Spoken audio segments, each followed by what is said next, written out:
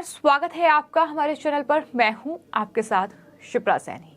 गुजरात विधानसभा चुनावों के लिए अभी तक तारीखों का ऐलान नहीं हुआ है, लेकिन पार्टियां लगातार धुआंधार चुनाव प्रचार में लगी हुई हैं और राजधानी दिल्ली में शराब घोटाले में सीबीआई के सवालों का सामना करने के बाद अब डिप्टी सीएम मनीष सिसोदिया गुजरात के दौरे पर हैं और इस दौरान उन्होंने एक प्रेस कॉन्फ्रेंस की और प्रेस कॉन्फ्रेंस में जब पत्रकारों ने उनसे सवाल पूछा कि आपने सीबीआई के अधिकारियों पर इतने गंभीर आरोप लगाए हैं, लेकिन अब आपसे ये जवाब मांगा जा रहा है कि आखिर सीबीआई के कौन से अधिकारी ने आपको ये ऑफर किया है, तो इस पर जो मनीष सिसोदिया का जवाब था वो जाहिर तौर पर घुमाने की कोशिश कर रहे थे। उनकी तरफ से कहा गया कि मैं हर चीज के लिए तैयार हूं, मैं जेल जाने के लिए तैयार हूं, लेकिन गुजरात के शानदार स्कूल बनकर रहेंगे।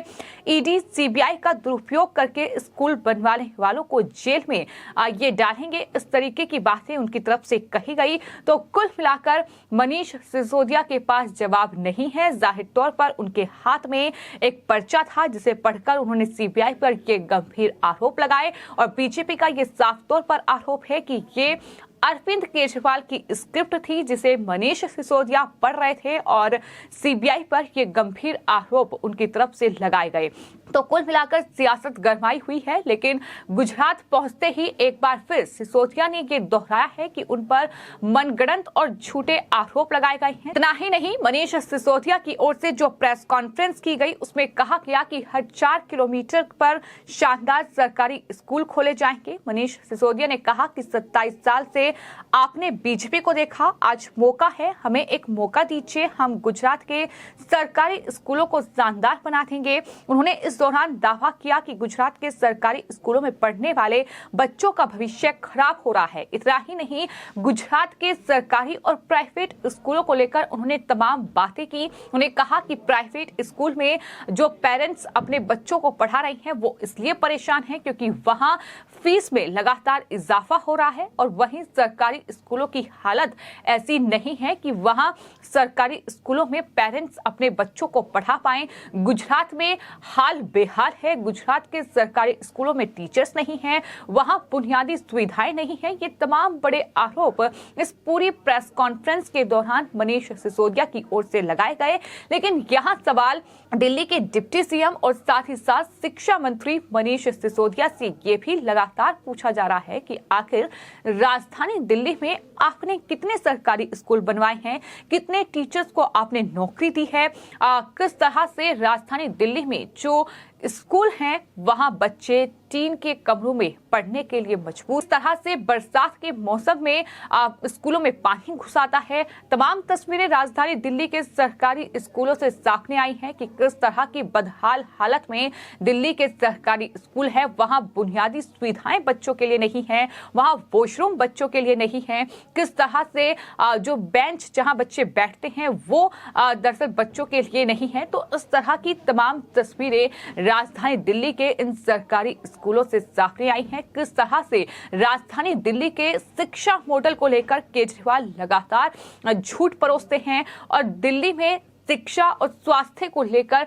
लगातार वो देश के दूसरे राज्यों में पहुंचते हैं और तमाम दावे उनकी तरफ से किए जाते हैं कि जो मनीष सिसोदिया हैं वो दुनिया के बेस्ट शिक्षा मंत्री हैं, लेकिन उनके झूठ की पोल कई बार हमने खोली है। तमाम फैक्ट्स आपको बताए हैं कि किस तरह से आरटीआई सामने आई हैं जिसमें साफ तौर पर दिल्ली के सरकारी स्कूलों में जो कमरे बने हैं उन्हें बनाने में अनियमितताएं बरती गई हैं, घोटाले हुए हैं, टीचर्स की भर्ती नहीं हो रही है, दिल्ली के सरकारी स्कूलों में प्रिंसिपल्स नहीं हैं, वाइस प्रिंसिपल नहीं है, टीचर के पद खाली पड़े हैं।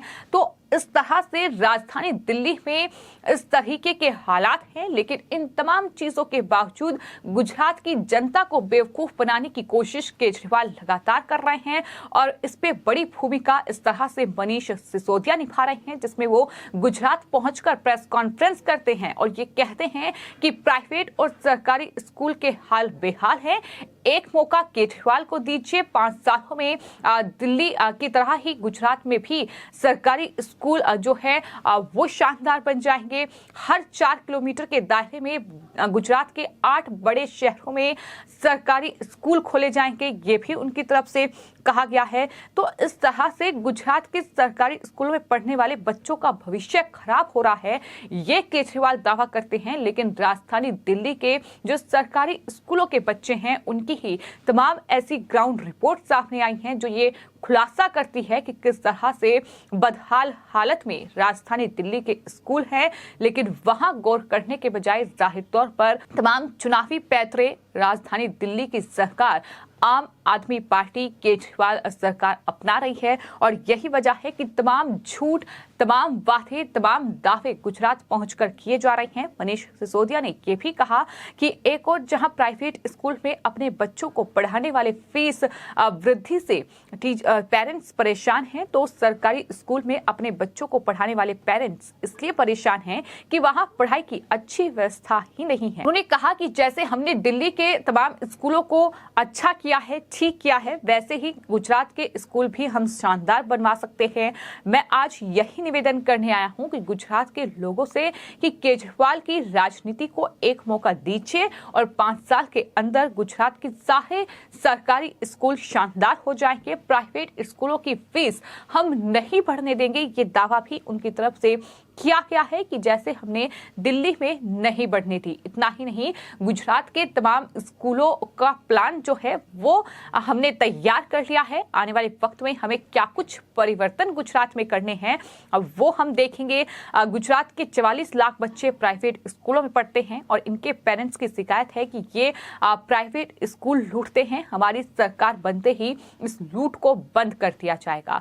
तो ये वो नेता दावा कर रहे हैं जो खुद भ्रष्टाचार के आरोप जिन पर लगे हैं, जो घोटाले में लिप्त हैं, जिन पर न सिर्फ शिक्षा घोटाला बल्कि शराब घोटाला जिसमें सीबीआई की रडार पर वो हैं, गिरफ्तारी की तलवार उन पर लटकी हुई है। तो इस तरह के दावे करना, मनीष सिसोदिया जैसे नेता का ये कहना कि हम लूट नहीं होने देंगे, लेकिन इसका ही आरोपों का सामना वो कर रहे हैं, तो साफ तौर पर दिखाई देता है कि किस तरह से गुजरात की जनता को कहीं ना कहीं अपने पक्ष में करने की ये तमाम कोशिशें हैं, ये तमाम हथकंडे हैं। लेकिन इस दौरान आपको ये भी बताते हैं कि जब पत्रकारों से वो बातचीत कर रहे थे, जब वो प्रेस कॉन्फ्रेंस कर रहे थे, तो पत्रकारों ने न सिर्फ सीबीआई के अधिकारियों पर जो गंभीर आरोप सिसोदिया ने लगाए हैं, उन्होंने ये कहा है कि दरअसल सीबीआई के अफसरों ने उनसे ये कहा कि आपके ऊपर ये आरोप लगे हैं, आप आम आदमी पार्टी छोड़ दीजिए, बीजेपी में शामिल हो जाइए, आपके ऊपर से